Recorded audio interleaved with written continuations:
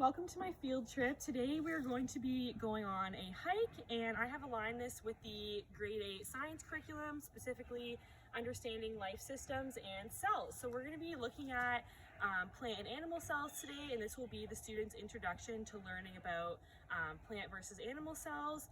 So just before we start on our hike, before we left the school, we went over some expectations that I have for the students. They all buddied up into their buddy system that we'll be walking in. We have our parent volunteers that will be walking with the students as well. Everyone has their proper attire and footwear on. I also have a first aid kit with me as well, just in case anything were to happen. So let's get started. We're going to talk a little bit about the activity. Okay, so this does go along with quite a few of the specific expectations from the grade 8 science curriculum. I just picked out a couple here, but for our specific activity that we'll be doing, students will be given a workbook that looks just like this, and before we come onto our hike, they will be telling me what they think a plant or an animal cell looks like. So this just kind of gets them thinking about the cells. And if we turn to our next page in our workbook, this gives us a little bit of facts about plant versus animal cells, plant cell anatomy, and then we go specifically into what a plant cell looks like right here.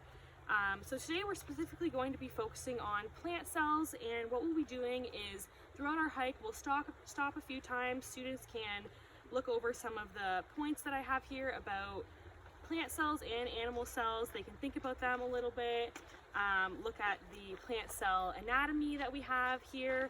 Alright, so for our specific focus of the activity today, I would like students to be keeping an eye out for different things along the hike, different plants that they might be seeing, and they're actually going to be picking one up off the ground, choosing one throughout the hike to bring back with us to our lab.